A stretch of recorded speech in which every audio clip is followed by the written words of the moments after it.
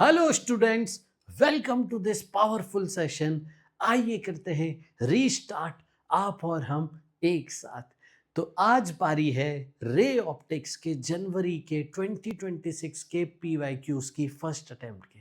बच्चों, हम देखेंगे क्वेश्चन बाय क्वेश्चन एनालिसिस करेंगे, कौन कौन से टॉपिक से ज़्यादा सवाल आए ताकि आप नेक्स्ट अटेम्प्ट के लिए बेहतर तैयार हो सकें। तो आइए लेट्स बिगिन दी जर्नी। सबसे पहले आप देखो, हाईएस्ट पे फेवरेट टॉपिक आप कह सकते हो इज द प्रिज्म। मैंने देखा है कई बार बच्चों को, कई जगह प्रिज्म आखिरी में पढ़ते हैं बच्चे। प्रिज्म तक आते आते क्योंकि बड़ा चैप्टर है, फोकस लूज हो जाता है, थोड़ा सा फ्रस्ट्रेट हो जाते हैं बच्चे, बोर हो जाते हैं पढ़ पढ़ के। और आप देखिए हाईएस्ट सवाल उससे पूछे गए, मतलब एनटी आपकी साइकोलॉजी पे भी हिट करता है। उसे पता है बच्चे जो नहीं पढ़ रहे हैं उसको आप पढ़ाइए, उसका वेटेज बढ़ाइए।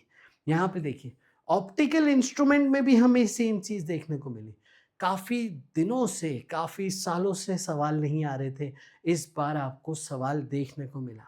माइक्रोस्कोप पे सेम फॉर्मूला था और माइक्रोस्कोप के दो सवाल आपको देखने को मिले। एक थोड़ी अर्लियर शिफ्ट थी, एक थोड़ी लेटर ऑन शिफ्ट थी। तो जिसने अर्लियर शिफ्ट का एनालिसिस किया, उसका समझा, तो उसको लेटर ऑन शिफ्ट में उसका फॉर्मूला याद रहा होगा। तो आइए let's see in detail. Prism के और टीआईआर इन प्रिज्म के 6 सवाल हमें देखने को मिले थे।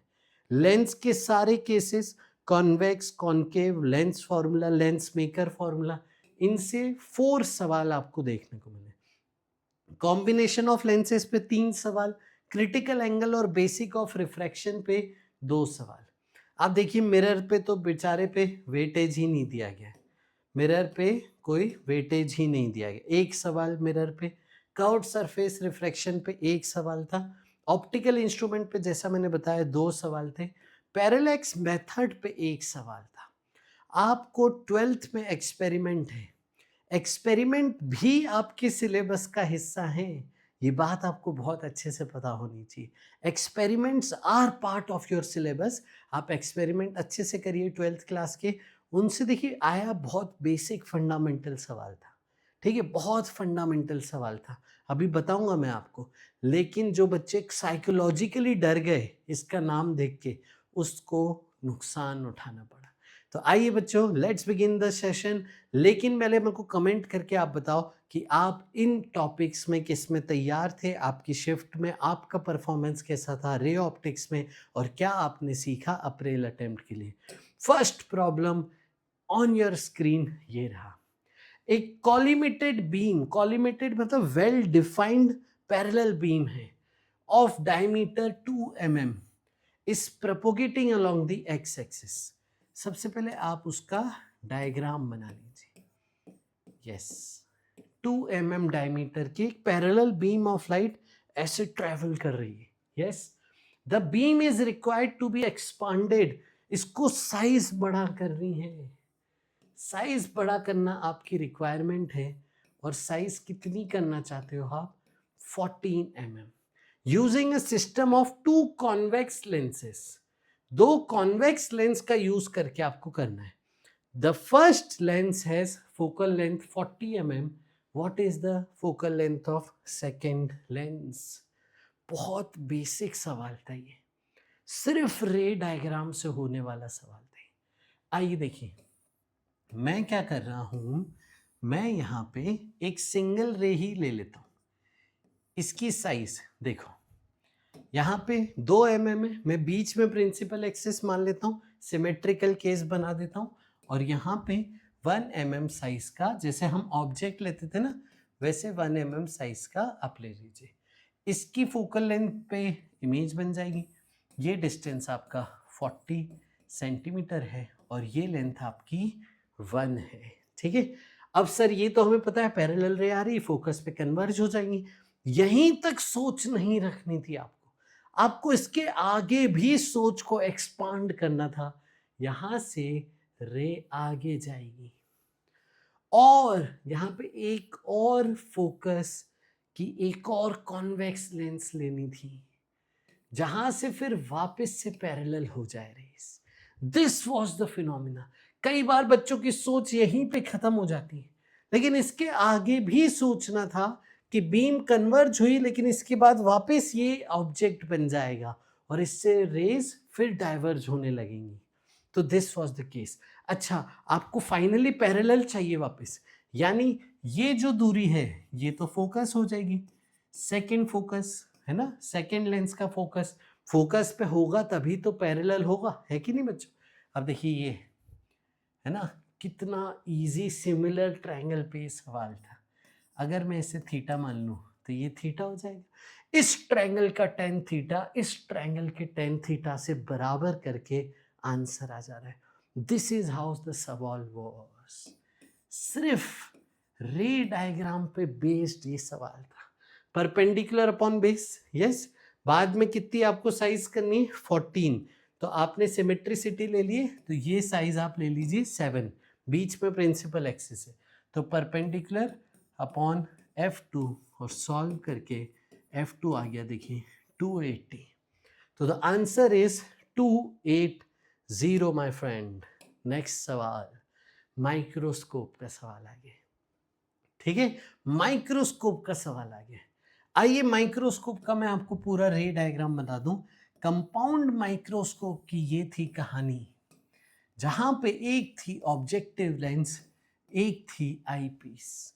एक आपका ऑब्जेक्ट वहां से रे गई, उसकी इमेज बनी, यस, ये इंटरमीडिएट इमेज बनती, ये इमेज इसके लिए ऑब्जेक्ट बन जाती है, यहां से फिर से रे जाती है और फिर इसके कारण इमेज एक और बनती है जो फाइनल इमेज होती है, वो मैं आपको यहाँ पे शो कर देता हूँ।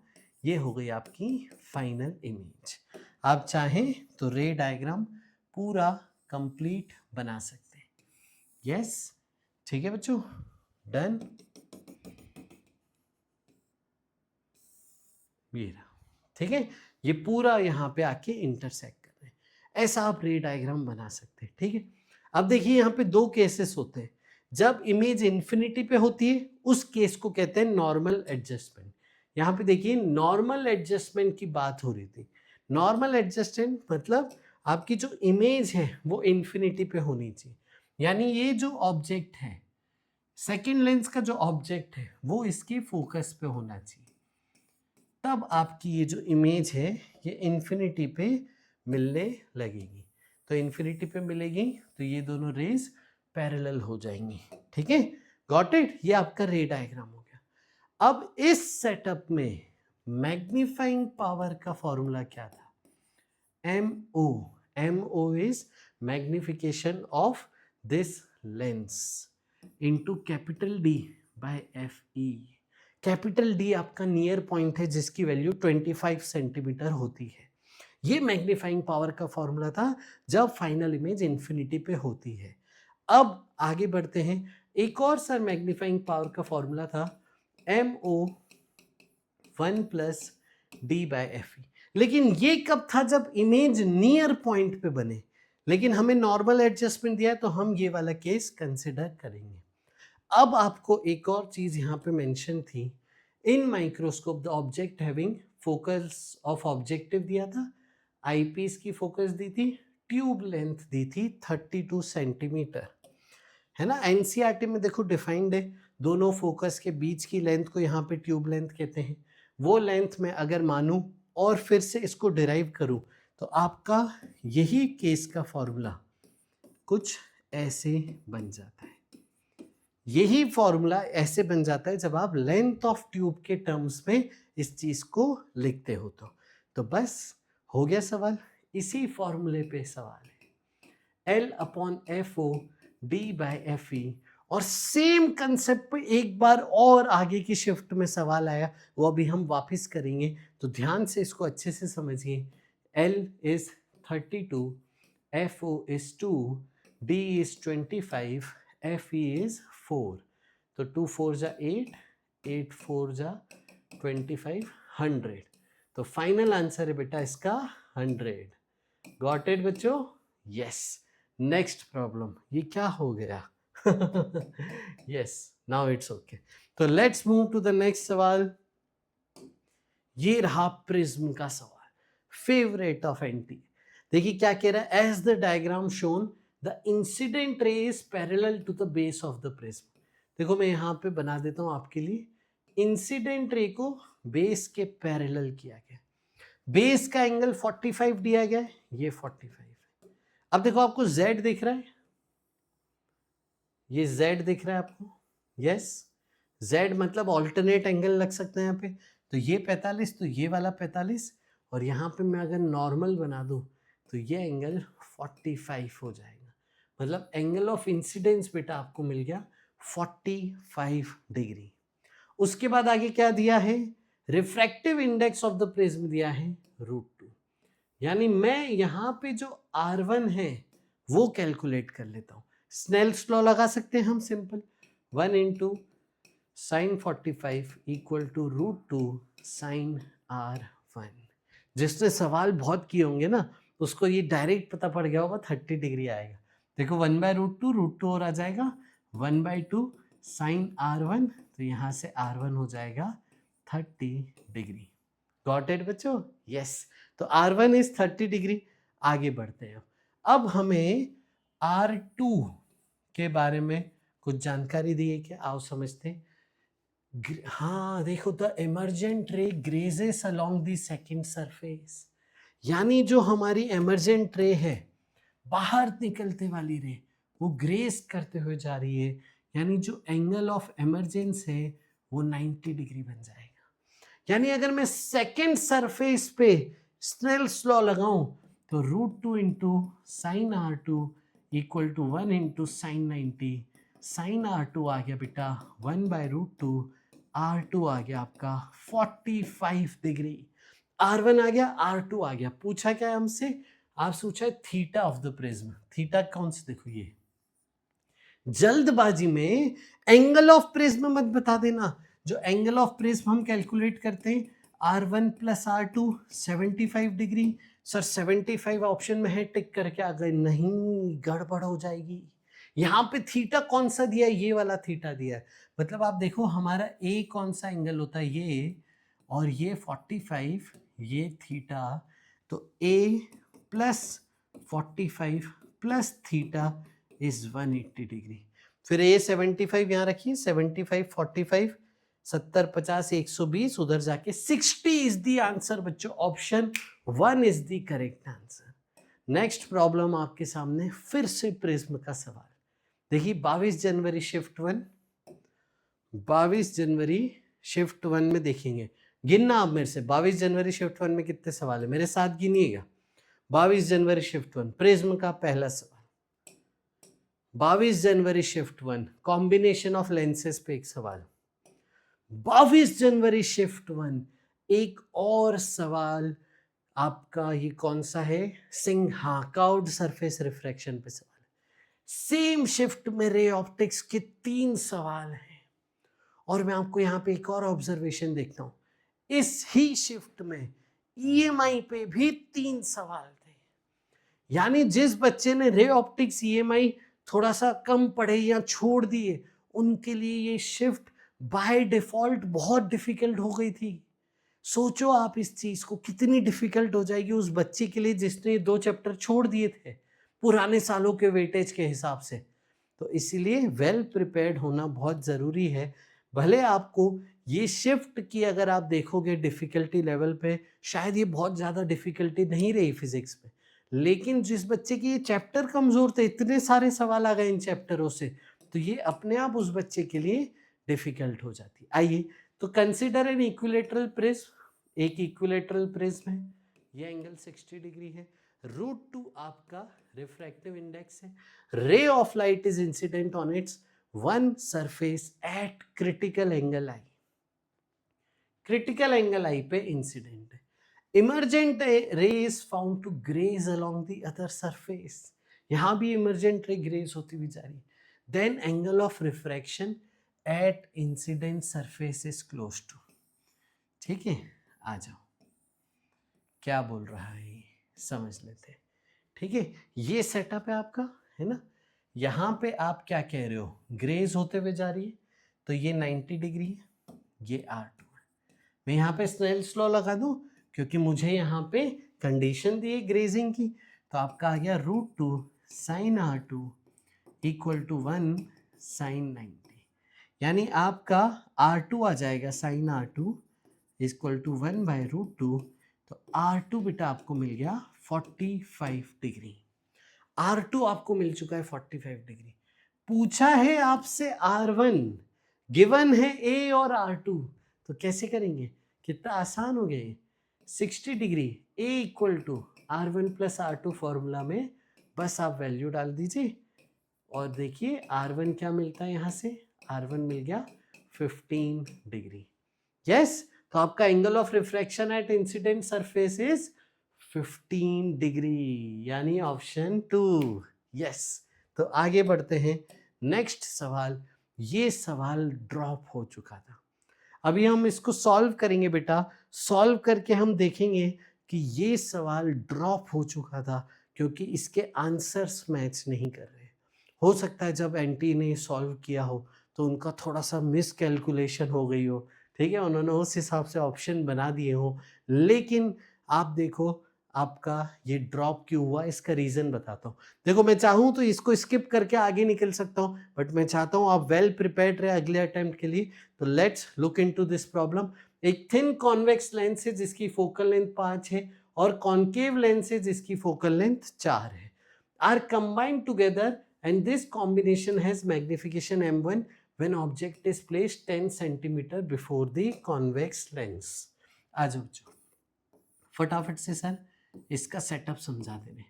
इसकी फोकल लेंथ -5, इसकी फोकल लेंथ +5, ऑब्जेक्ट ने 10 सेंटीमीटर आगे रखा गया है, ठीक है। सबसे पहले इसकी इक्विवेलेंट फोकल लेंथ निकाल लेते हैं, 1/f1 प्लस 1/f2।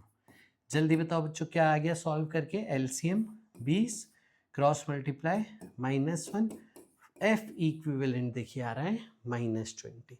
जल्दी देखिएगा कहीं कुछ गड़बड़ी तो नहीं हो रही। एफ इक्विवेलेंट आ रहा है -20। आपका जो सेटअप है वो बना लेते हैं हम, ऑब्जेक्ट 10 और आपकी फोकल लेंथ -20। इक्विवेलेंट लेंस हमने बना ली, नेगेटिव फोकस आया इसीलिए जो फोकल लेंथ नेगेटिव आई इसलिए कॉन्केव लेंस बनानी पड़ी और ये आपका सेटअप आ गया।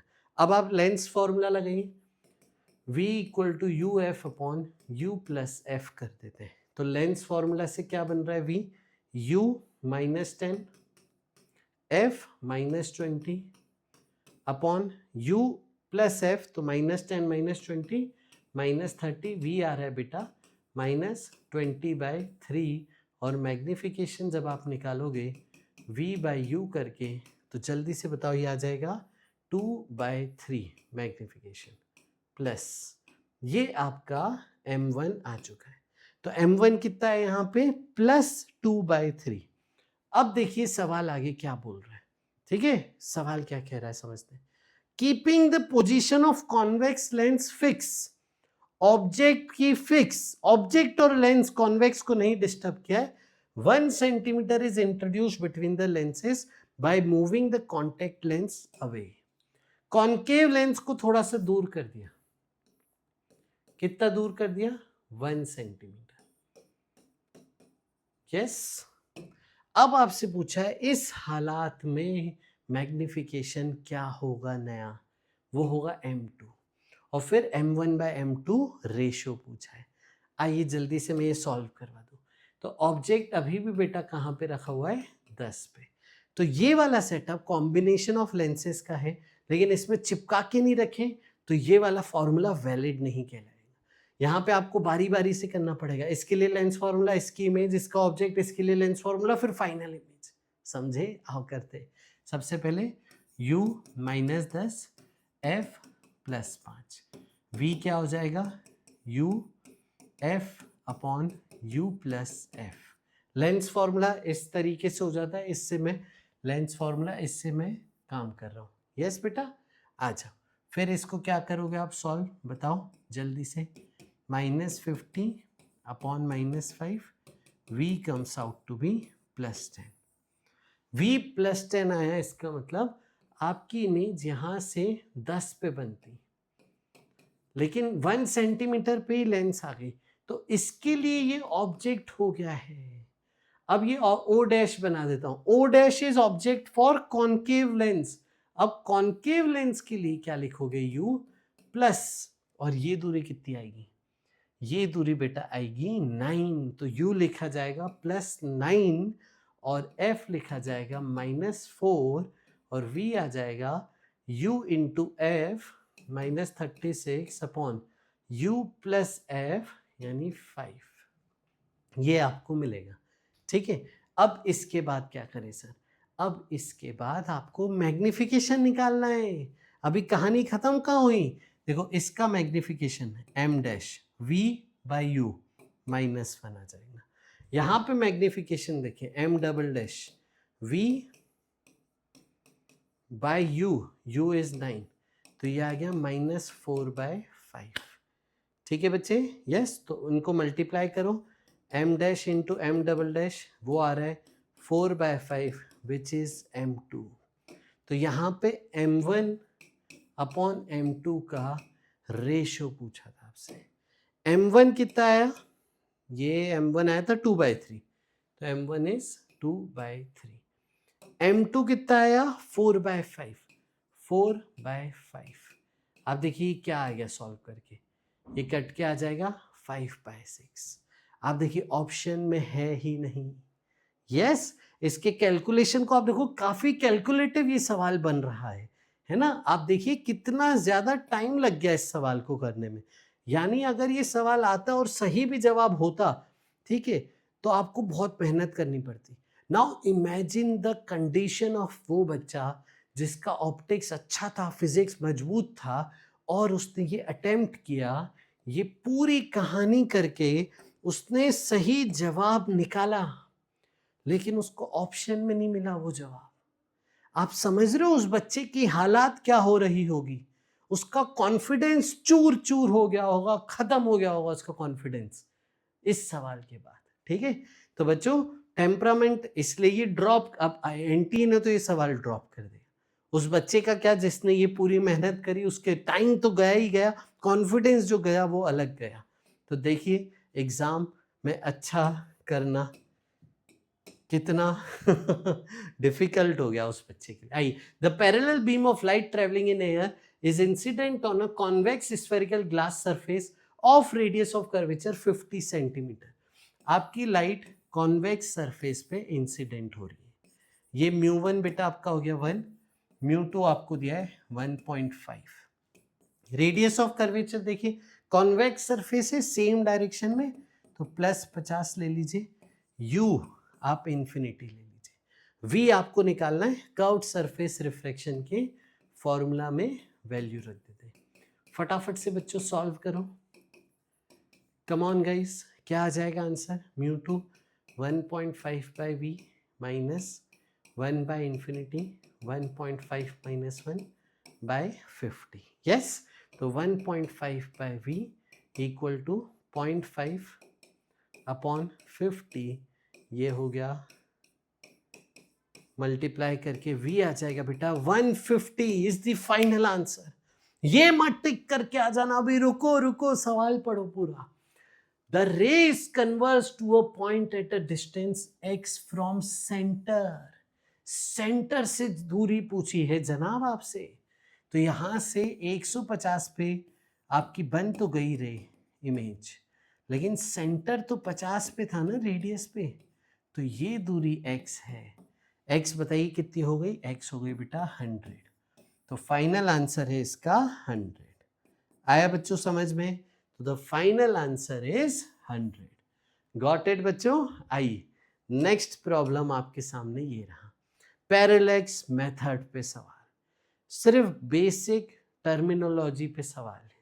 आपको ये पता होना चाहिए कि हमें रियल इमेज बनानी होती है। रियल इमेज कब बनती है, कौन सा केस है ये, मिरर। मिरर में रियल इमेज कब बनती है, जब ऑब्जेक्ट फोकस से दूर होता है, बस इतना पता होना चाहिए था। अब कई बार हम जनरली क्या होता है, आप लैब में करते हो तो फोकस और सेंटर के बीच पे रख लेते हो, लेकिन ये ओनली बोल के इसने गलत कर दिया। ये पूछ रहा है पैरेलैक्स मेथड में ऑब्जेक्ट को कहाँ रखना चाहिए, ऑब्जेक्ट को फोकस के इधर रखना चाहिए जब रियल इमेज बन जाए, बस सिंपल था केस। जनरली फर्स्ट में करते हो बट ओनली बोल के वो फंस गया, वो गलत हो गया, इसीलिए option 4 is the correct answer. Simple था, ठीक है, बस आपको बेसिक नॉलेज होनी चाहिए थी। आइए अगला सवाल। The wavelength of the light while it passing through water is 540 nanometre. पहली लाइन से जो मेरे को समझ में आ रहा है मैं लिखते जाता हूँ। लैम्डा ऑफ मीडियम हमने सीखा है होता है lambda vacuum divided by mu.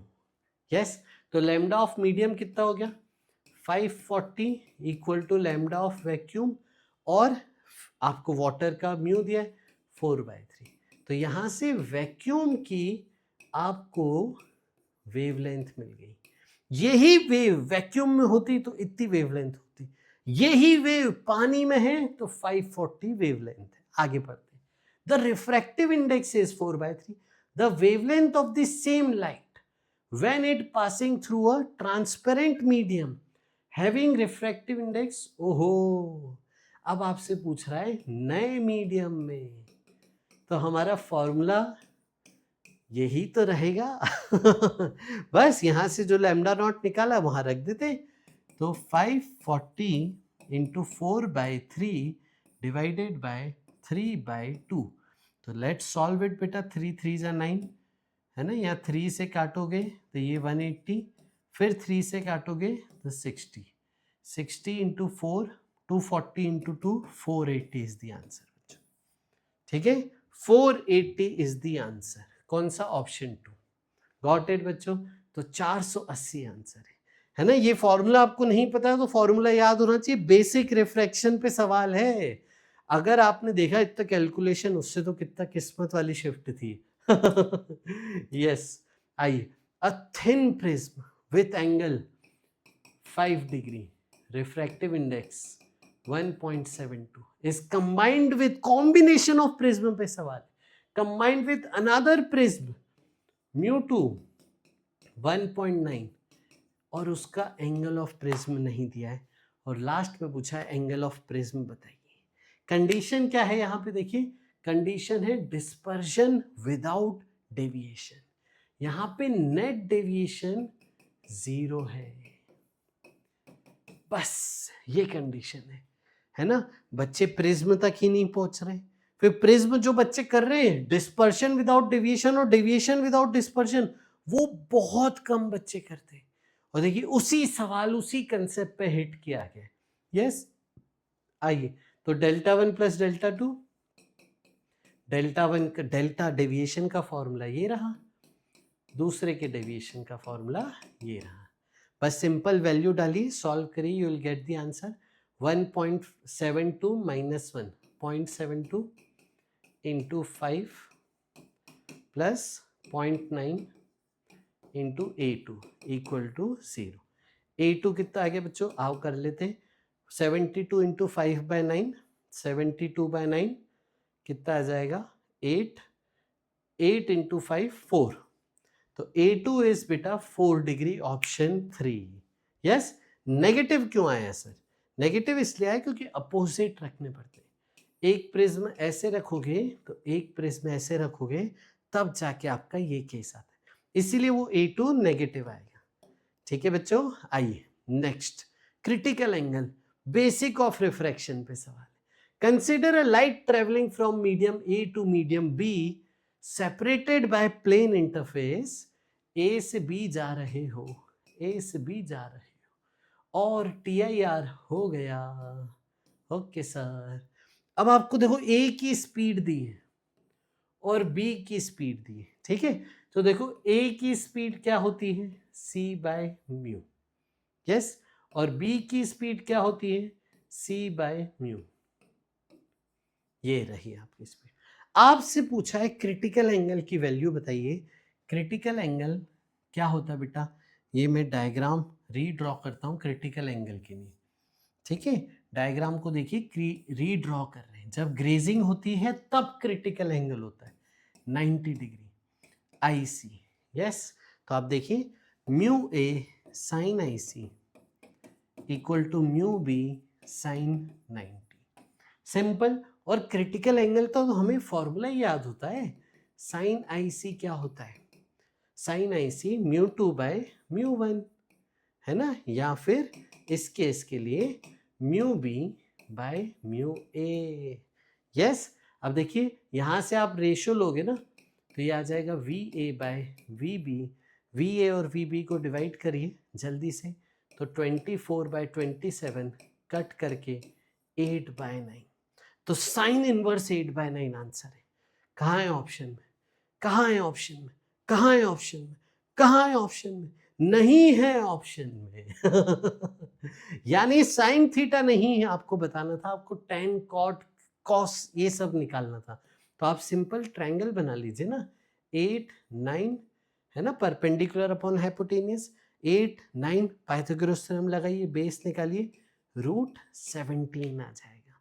फिर उसके बाद क्या करेंगे हम, आपका कॉस थीटा होगा बेस अपॉन हाइपोटेनियस, तो कॉस थीटा नहीं है ना, टेन थीटा, टेन थीटा देखिए perpendicular upon base, tan theta 8/√17, 8/√17, option 4 इसका आंसर होगा।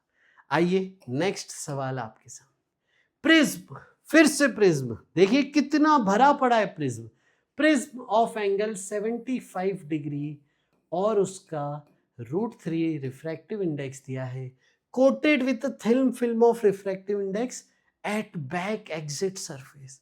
ये जो बैक एग्जिट सरफेस है यहाँ पे म्यू 1.5 की ग्लास की स्लैब लगा दी है, to have TIR total internal reflection at back exit, मतलब यहाँ पे बेटा आपका TIR होने वाला है ना, ध्यान से, incident angle must be, incident angle क्या होना चाहिए, ठीक है। आइए सवाल को करते हैं, तो ये एंगल ऑफ इंसिडेंस पूछ रहा है, ये R1 ये R2 है ना, मैं यहाँ पे TIR के लिए ग्रेजिंग वाली कंडीशन लेता हूँ, मैं मान लेता हूँ कि यहाँ पे ग्रेजिंग हो रही है, तो यहाँ 90 डिग्री, ठीक है। बाउंड्री लिमिटिंग कंडीशन जो होती है ना TIR की, ग्रेजिंग वाली, क्रिटिकल एंगल वाली, वो मैंने ले ली। तो अब मैं सॉल्व करता हूँ, यहाँ पे स्नेल्स लॉ लगाऊंगा, R2 निकालूंगा, R2 से फिर R1 निकालूंगा, फिर R1 से फिर मैं I निकालूंगा, इस तरीके से मैं चलूंगा। आइए चलते, तो √3 sin R2 is equal to 1, R2 1, अरे नहीं सर यहाँ बदल दिया ना, ओहो ये तो भूल ही गए सर, यही तो ध्यान रखना था सर। आ जाओ, तो साइन R2 देखो क्या आ गया, 3/2, √3 कट जाएगा, √3/2, R2 बेटा आपका आ गया 60 डिग्री। यस, फिर इसके बाद A क्या होता है, R1 + R2, A दिया है देखो, R1 आपको निकालना है, R2 इज 60, तो R1 आ गया आपके पास 15 डिग्री। अब यहां पे स्नेल्स लॉ लगाइए और आई आ जाएगा, बस इसमें क्या दिक्कत है। तो 1 × sin I equal to mu × sin R1, sin R1 कितना है आपका, sin 15 डिग्री है सर, ये तो 15 डिग्री की वैल्यू क्या होती है, देखिए क्वेश्चन ने आपकी मदद की, 15 डिग्री की वैल्यू देखिए, तो ये बेसिकली हो गया 1.73 × 0.25, 1.73 × 0.25, ठीक है। अब इसको करिए, मल्टीप्लाई करिए, ठीक है, और देखिए ये आपका आंसर ना 0.43 के आसपास आएगा, ठीक है। तो ये आंसर 0.43 के आसपास आएगा, और 0.43 की भी वैल्यू दी है 25 डिग्री, तो आई बेटा आपका 25 डिग्री के आसपास रहेगा, ठीक है, ये आपको समझ में आ रहा है। अब देखिए ऑप्शन कैसे है, 15 डिग्री ग्रेटर देन 25 डिग्री, 15 और 20 के बीच का, और 15 से छोटा।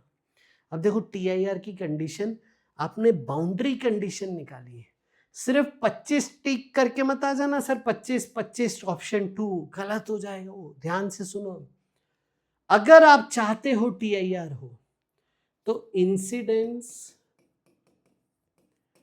क्रिटिकल से छोटा होना चाहिए, है ना, यहाँ बड़ा होना चाहिए, बड़ा होना चाहिए सर, इंसिडेंस क्रिटिकल से बड़ा होना चाहिए।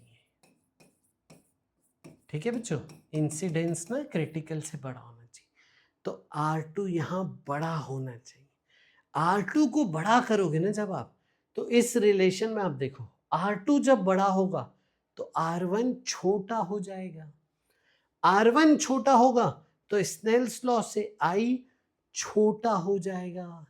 तो TIR की पक्की कंडीशन है I जो है 25 डिग्री से छोटा होना चाहिए। ये कंडीशन आपको ध्यान रखनी थी, I जो है 25 से छोटा होना चाहिए। ऑप्शन देखते हैं, 15 हो सकता है, 15 से 20 के बीच में हो सकता है, 15 से छोटा हो सकता है। इस सवाल के एनटीए ने 3 ऑप्शन सही दिए। ये तीनों ऑप्शन जिसने भी एक भी टिक किया इन तीनों में से वो सही है। ठीक है, फिर से मैं वही कहूंगा, बच्चे ने निकाला, बच्चा कॉन्फिडेंट था, बट यहाँ पे ऑप्शंस की गलती के कारण बच्चे का बहुत टाइम वेस्ट होता है, बहुत टाइम वेस्ट होता है। यस, तो इसका एनटीए ने करेक्शन करके तीनों आंसर दिए थे। आई होप अब आपको पता होगा 3 आंसर क्यों है। आगे बढ़ते, size of the images form by object formed by thin lens is equal. Size image की इक्वल है when object placed at 2 different positions. ठीक है, तो लेंस है, ऑब्जेक्ट को एक बार 8 पे रखा, एक बार 24 पे रखा, दोनों केस में इमेज की साइज सेम बनी, मतलब मैग्निफिकेशन दोनों केस में सेम हो गया। कौन से केस होंगे आप बताओगे? पहला केस होगा जब इमेज वर्चुअल इरेक्ट बनी, दूसरा केस होगा जब इमेज रियल इन्वर्टेड बनी। यहां पे ये तो बोला नहीं वर्चुअल इरेक्ट, यहां पे रियल इन्वर्टेड ऐसा तो कुछ बोला नहीं, आपको बस डिस्टेंस साइज ऑफ इमेज बोली। इन दोनों केस में इमेज की साइज सेम आ जाएगी, लेकिन मैग्निफिकेशन एक में पॉजिटिव होगा, एक में नेगेटिव होगा। तो M1 equal to minus M2 आपको यूज करना था, बस इसमें वैल्यू डालिए, आपका आंसर आ जाएगा। अब M भी देखिए, कई बच्चे यहाँ पे ना लेंस फॉर्मूला लगाते हैं। बच्चों आपको ना लेंस में मैग्निफिकेशन का फॉर्मूला पता होना चाहिए, ये वाला, दिस वन, U के साथ, U और F के टर्म में। तो बस यहाँ पे रख देते F upon F plus U। U क्या है, साइन के साथ रखना प्लीज, ये गलती मत करना, -8 equal to minus F upon F plus U क्या है, -24। आइए क्रॉस मल्टीप्लाई कीजिए, f square -24f equal to -f square plus 8f, इधर उधर लेके जाइए, 2f square equal to 32f, f solve करके आ रहा है 16, यानी इसका इंटीजर टाइप में सवाल है 16। गॉट इट बच्चों? यस। आइए नेक्स्ट सवाल आपकी स्क्रीन पे ये रहा, the exit surface of prism with refractive index n is coated with material having refractive index n by 2। फिर से वैसा ही सवाल, ये n और ये n by 2। Prism is set for minimum angle of deviation. It exactly meets the condition of critical angle। देखो बच्चों, यहां पे एग्जिट सरफेस पे क्रिटिकल एंगल है, एग्जिट सरफेस पे क्रिटिकल एंगल बना लेते हैं। यहाँ पे ग्रेजिंग वाली आपको कंडीशन लेनी थी, ठीक है, यहाँ पे क्रिटिकल एंगल है, तो ये R2 होता था आपका स्टैंडर्ड प्रिज्म का केस। आओ यहाँ पे मैं स्नेल्स लॉ लगा लेता हूँ, n into sine R2 equal to n by 2 into sine 90। Got it बच्चों? n इंटू, अच्छा n तो कट जाएगा है ना, साइन R2 देखो आ गया 1 बाई 2, यानी R2 बेटा आ गया आपका 30 डिग्री। गॉट इट बच्चों? R2 आ गया 30 डिग्री। अब एंगल ऑफ प्रिज्म दिया है क्या? नहीं दिया है। अच्छा, पूछा ही प्रिज्म एंगल है, प्रिज्म एंगल बताइए। तो बच्चों ये 30 डिग्री है, आपको मिनिमम डेविएशन की कंडीशन बोला है कि मिनिमम डेविएशन की कंडीशन बताओ। मिनिमम डेविएशन की कंडीशन याद है आपको? आई और ई सेम होते थे बच्चों, और साथ ही साथ R1 और R2 भी तो सेम होते थे। यानी अगर R2 30 आ गया है, मिनिमम कंडीशन में, डेविएशन मिनिमम कंडीशन में R1 भी तो 30 आ गया। और 30 ए क्या होता है? ए होता है R1 प्लस R2। 30 प्लस 30 60। किस में है? ऑप्शन 4 में। 60 डिग्री इज द आंसर। आइए let's move to the next problem. फिर से माइक्रोस्कोप का सवाल है। आप देखिए सेम फॉर्मूला जो अभी हमने थोड़ी देर पहले देखा था, सेम फॉर्मूले पे ये सवाल है, आपसे पूछा।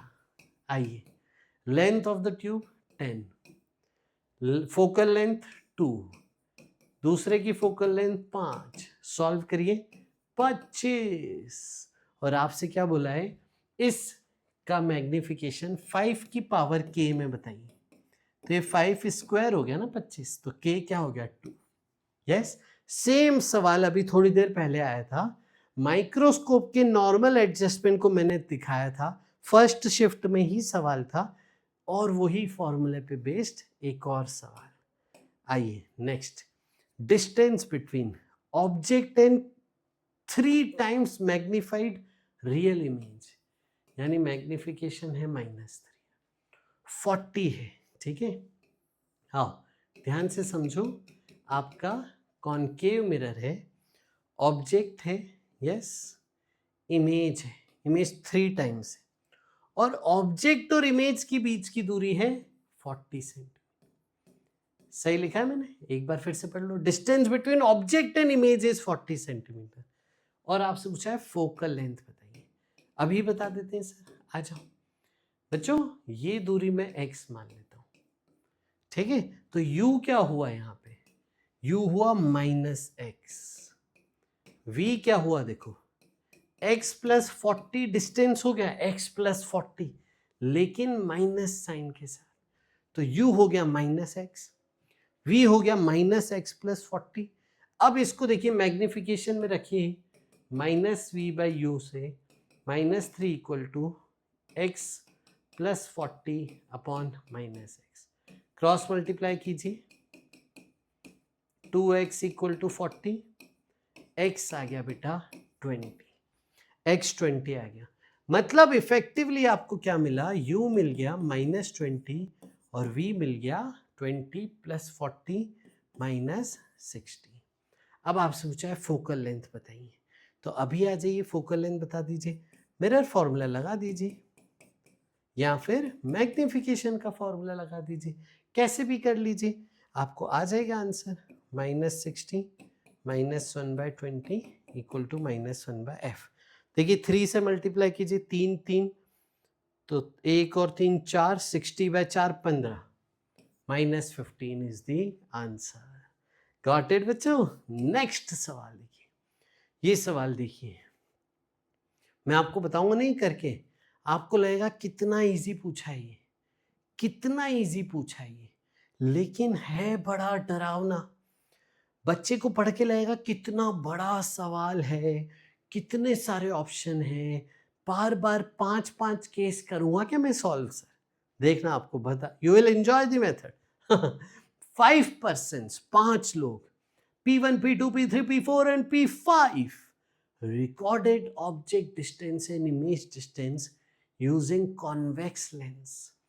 Convex lens जिसका पावर है +5, फोकस हो जाएगी 1/5 यानी 0.2 मीटर में, यानी सेंटीमीटर में 20 सेंटीमीटर। ये आपको पता है कि लेंस है, पावर है, फोकस है, ये पता है ना? 5 बच्चे थे, लैब में गए एक्सपेरिमेंट करने, ऑब्जेक्ट रखा, इमेज डिस्टेंस निकाला, लंबाई नापी स्केल से, और ये चीज़ें आपसे रिपोर्ट की। अब आपको पता करना है कि इनमें से कौन सही है, कौन गलत है।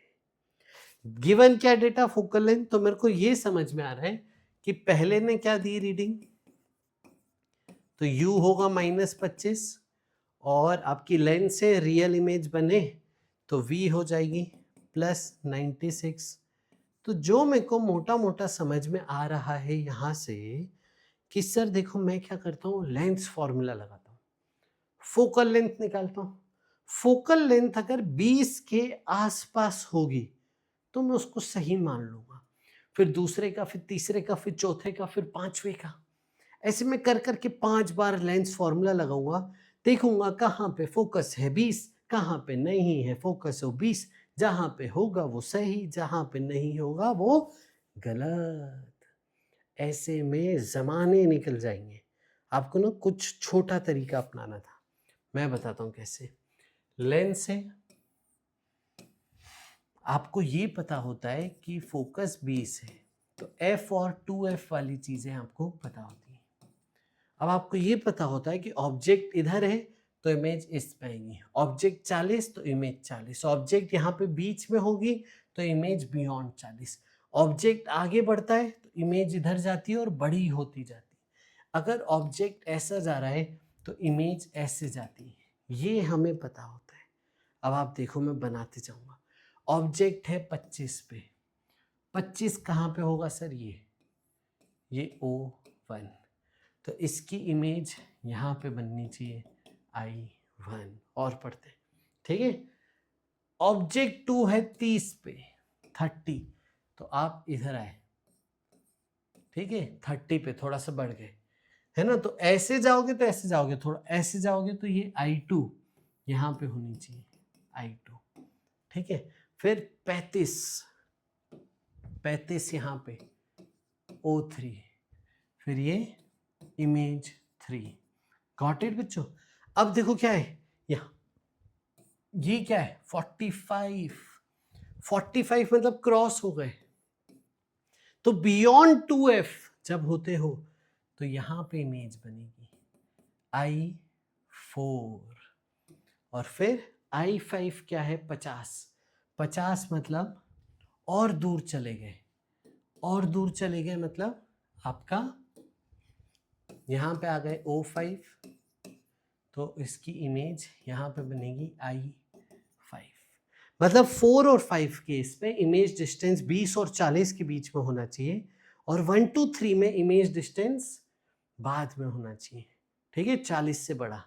देखते हैं 1 2 3 में 40 से बड़ा, 40 से बड़ा, 40 से बड़ा नहीं है। देखो आप, थर्ड ऑब्जेक्ट, ऑब्जेक्ट कहाँ है, ऑब्जेक्ट है सर f और 2f के बीच में, तो इमेज बियॉन्ड 2f होनी चाहिए, यानी इमेज डिस्टेंस इसका 40 से बड़ा होना चाहिए था। तो ये बात पक्की हो गई कि P3 गलत हो गया है। P3 की गलती पकड़ा गई भैया, ये जो बच्चा था 3rd नंबर पे, इसने गलत एक्सपेरिमेंट किया है पकड़ में आ गया, ठीक है, देखा आपने, ऐसे आइडेंटिफाई कर।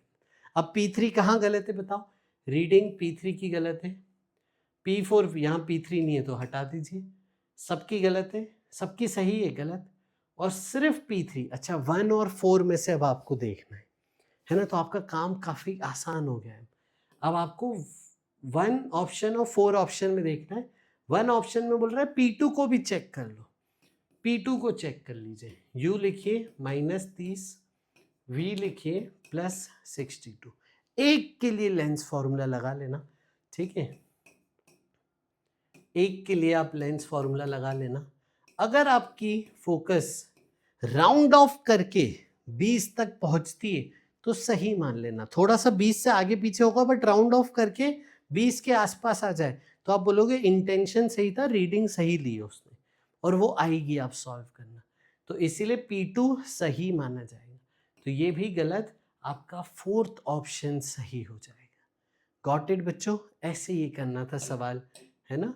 आगे बढ़ते हुए ये रहा, magnitudes of powers of biconvex lens.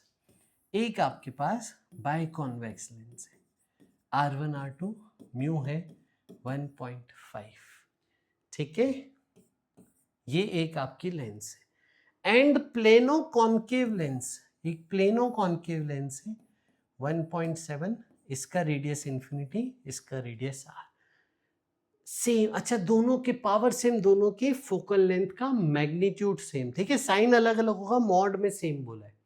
If the curvature of plano convex lens exactly matches with the curvature of back surface R2, और ये भी R2 है, okay, then ratio of radius of curvature of front surface and back surface. R1/R2 आपसे ratio पूछा है, ये condition given है और दोनों का पावर सेम करना है। आ जाओ करते। पहले आप बताओ, पहले का लेंस मेकर फॉर्मूला क्या लिखोगे? 1.5 माइनस 1 1/R1, ठीक है। R1 इस डायरेक्शन को पॉजिटिव मान लेता हूँ, 1/R1 minus of minus R2, ठीक है। तो 1/F1 equal to 0.5 1/R1 plus 1/R2। देखिए मॉड आ गया है ना, ये F1 का मॉड ले लिया मैंने, है ना। यहाँ पे सब पॉजिटिव ही है। F2 का लिए जब आप देखोगे तो वो आ जाएगा 1.7 माइनस 1 1/इंफिनिटी माइनस 1/R2। तो यहाँ पे नेगेटिव आएगा, लेकिन आप जब मॉड लगाओगे तो वो बनेगा 0.7 अपॉन R2। ये 1/F2 की मॉड की वैल्यू है पॉजिटिव वैल्यू, तो दोनों की पॉजिटिव वैल्यू को इक्वेट कर देते हैं। 0.5 1/R1 plus 1/R2 equal to 0.7/R2। Yes, बस इसको सॉल्व करना था, खत्म, आंसर आ जाएगा। आइए करिए फटाफट। पॉइंट पॉइंट के 0 हटा दीजिए, एलसीएम ले लीजिए। 5R1 plus R2 upon R1 R2 equal to 7/R2। देखिए R2 कट गया, क्रॉस मल्टीप्लाई कर दीजिए। 5R1 plus 5R2 equal to 7R1, इसको उधर ले जाइए। 2R1 equal to 5R2। R1/R2 ratio मिल रहा है दोस्तों 5/2, ठीक है। तो कौन सा ऑप्शन मैच कर रहा है? देखिए ऑप्शन 3 मैच कर रहा है 5/2। Got it. आइए नेक्स्ट सवाल आपकी स्क्रीन पे। कितने सारे सवाल हैं ऑप्टिक्स से, कितना इंपॉर्टेंट हो गया इस बार ऑप्टिक्स, देखा आपने। Convex lens of refractive index 1.5 and focal length 18। Convex lens है बेटा जिसकी फोकल लेंथ 18 दी है, यहां पे रख देता हूं फोकस लेंथ 18। यस, तो हो गया 1/18 0.5, ये पूरा एक्सप्रेशन 1/2, तो ये पूरा एक्सप्रेशन आ गया 1/9। आगे देखिए क्या कह रहा है। इज इमर्स्ड इन वाटर, ये हवा में था तो ये हवा का केस ले लिया। अब इसको पानी में डाल दिया है, तो पानी में डालने से फोकल लेंथ बदल जाएगी, लेकिन आपसे नई फोकल लेंथ नहीं पूछी। देखो आपसे क्या पूछा है, डिफरेंस इन फोकल लेंथ पूछा है। उसको पता है नई फोकल लेंथ निकाल लेंगे, F2 है तो छोटे बच्चे ही बेचारे सब F2 निकालेंगे, एक्साइटमेंट में F2 ही टिक करके आ जाएंगे, इसीलिए वो ऐसे पूछता है। तो दिमाग एकदम केयरफुल रखेंगे, ठीक है। अलर्ट मोड, डिफरेंस बताना है। आंसर क्या बताना है? आंसर बताना है F2 माइनस F1 का डिफरेंस, ठीक है। तो आइए, नई focal length mu lens upon mu medium, तो म्यू लेंस कितना दिया है 3/2 और पानी का होता है 4/3। Yes, -1 1/R1 minus 1/R2। इस टर्म की वैल्यू वहां से लेनी, ठीक है। ये देखो 9/8 -1 और ये टर्म हो गई 1/9, तो कितना हो गया देखो यहाँ से 1/8, 8 9 जा 72, 1/72 और रेसिप्रोकल लेके F2 आ जाएगा बेटा 72। तो F2 72 है, F1 18 है, इनका आ रहा है 54। इनका डिफरेंस है बच्चों 54, ध्यान रखिए 54। अब आंसर क्या देना है? Alpha into F. 54 को आप लिखिए अल्फा इंटू एफ, और एफ क्या है? पुराना 18, जो फर्स्ट था एफ वो है, तो अल्फा हो जाएगा 3। ये 3 आंसर है बेटा इसका। Got it? समझ गए कैसे करेंगे? ध्यान रखेंगे इसको, है ना। सवाल इजी था लेकिन पूछा घुमा फिरा के था, है ना। बस आपको लेंस मेकर फॉर्मूला ही लगाना था, बस आपको घुमा फिरा के पूछा था। आइए नेक्स्ट सवाल। एक बाय कॉन्वेक्स लेंस है, 2 थिन प्लेनो कॉन्वेक्स लेंस से बनाई गई है। एक ऐसी लेंस और एक ऐसी लेंस, चिपका के रखिए। रिफ्रैक्टिव इंडेक्स दोनों सरफेसेस का मेंशन है, रेडियस ऑफ कर्वेचर दोनों सरफेसेस का मेंशन है। जब ऑब्जेक्ट को लेफ्ट साइड में रखा है 30 सेंटीमीटर दूर, तो मैग्निफिकेशन क्या होगा अभी बता देते हैं। यस, अभी बता देते हैं। तो सबसे पहले आपका जो डेटा था वो बता दो सर। तो मैं क्या F1 F2 निकाल लूंगा। 1.5 1.2, 1.5 के साथ 15, 1.2 के साथ 12, 1.5 म्यू 15, 1.2 पे 12, 1 by f equal to 1.5 minus 1, 1 by 15 minus 1 by infinity. ये हो जाएगा 0.5 इंटू 1 बाय 15, बेसिकली 1 बाय 30। तो F1 इज 30। ये मेरे को F1 पहले की फोकल लेंथ मिली। दूसरे के लिए भी same working, 1.2 minus 1, 1 by infinity minus of minus 12, तो इफेक्टिवली ये 0.2 बाय 12, 60। तो F2 की वैल्यू आ गई 60। ठीक है, दोनों की फोकल लेंथ मिल गई। अब दोनों को चिपका के रखा है, तो इनकी इक्विवेलेंट फोकल लेंथ होगी 1 बाय 30 प्लस 1 बाय 60। ठीक है, इसके बाद क्या होगा, एलसीएम ले लेते हैं अपन, तो 2 से मल्टीप्लाई कर लेते हैं, 1 बाई 20। एफ इक्विवेलेंट आ गया बेटा 20, एफ इक्विवेलेंट आ गया 20। यानी इसका पूरा जो सेटअप बना वो इफेक्टिवली ये बना कि आपने एक 20 सेंटीमीटर की लेंस के साथ ऑब्जेक्ट को 30 सेंटीमीटर की दूरी पे रखा है। बस इतना सही था। अब पूछा है मैग्निफिकेशन बता दो, तो आप लेंस फॉर्मूला करके v और u निकाल के v बाई u करके मैग्निफिकेशन निकाल सकते हैं, या फिर आप u के साथ वाला जो फैक्टर था इससे मैग्निफिकेशन निकाल सकते हैं। आइए निकाल लेते हैं। 20/20 माइनस 30, u साइन के साथ रखिएगा, u यहाँ पे -30 है, तो देखिए 20/-10 -2, option 1 -2 is the answer. Got it बच्चों, ध्यान रखना ये। और आते हैं हम आखिरी सवाल पे, रे ऑप्टिक्स का जो पूछा गया था। ट्रांसपेरेंट प्रिज्म है, फिर से प्रिज्म, प्रिज्म से कितने सारे सवाल हैं। If the angle of minimum deviation is equal to refracting angle of the prism, then refractive index of the prism satisfies। आइए इसको करते हैं।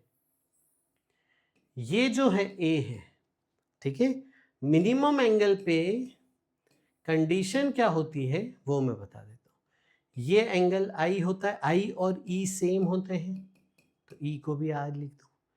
R1 R2 भी सेम होते हैं, तो ये दोनों R लिख देते हैं। अब देखिए डेल्टा मिनिमम का फॉर्मूला क्या हो जाएगा, I प्लस E माइनस ए आपका मेन फॉर्मूला था। अब आप यहाँ देखिए डेल्टा मिनिमम को A लिख दीजिए, E तो I के बराबर है, तो ये हो गया 2A इक्वल टू 2I, यानी I आ गया A के बराबर। यानी जो यहाँ पे एंगल ऑफ इंसिडेंस है वो एंगल ऑफ प्रिज्म के बराबर है। देख रहे हो आप सिमेट्री। अब आगे बढ़ते हैं। आर, आर क्या है बेटा, आर, आर कैसे निकाले, अच्छा वो वाला फॉर्मूला था ना sir, A equal to R1 plus R2, और R1 R2 सेम होते हैं मिनिमम डेविएशन पे, तो 2R इक्वल टू A, तो R equal to A by 2, ये हो गया A बाई 2। यहाँ पे देखो दोनों एंगल मिल गए, तो स्नेल्स लॉ लगा दीजिए। यस, तो आपको मिला μ1, अच्छा μ1 तो हवा है सर, तो 1 into sine A equal to mu into sine A by 2। Yes बच्चों, ठीक है। अब बस इसको सॉल्व करते हैं। Half angle formula, 2 sine A by 2 cos A by 2 equal to mu sine A by 2। Sine A by 2 और साइन ए बाई 2 कट गया, तो 2 cos A by 2 is mu. ठीक है, और अगर आप ध्यान से देखो तो ये बेसिकली एंगल ऑफ इंसिडेंस था, तो मैं इसको लिख सकता हूँ 2 cos I by 2 is mu.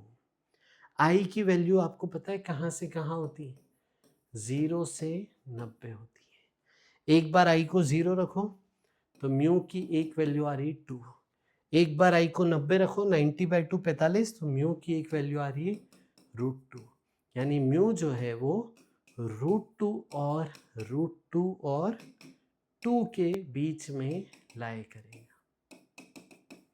Got it बच्चों? लिमिटिंग केस के म्यू निकाल लिए और जो भी म्यू होगा इसके बीच में लाई करेगा। तो इस टाइप से था ये सवाल। आपको पता है ऐसे बहुत सवाल है PYQs में। अगर पुराने सालों के PYQ किए होते तो आपको ये सिमिलर सवाल काफी बार मिलता। यस बच्चों, तो दिस वाज टुडेज सेशन। बहुत ही पावर पैक्ड सेशन था, काफ़ी मज़ा आया। आई होप आपने बहुत कुछ सीखा होगा। मार्क्स ऐप पे जाइए, प्रैक्टिस करिए और कमेंट करके बताइएगा आपका पेपर कैसा गया और आज आप क्या क्या सीखे। मिलते हैं नेक्स्ट लेक्चर में और एक्सट्रीम मेहनत करते रहिए क्योंकि पेपर फोड़ना है। Bye bye.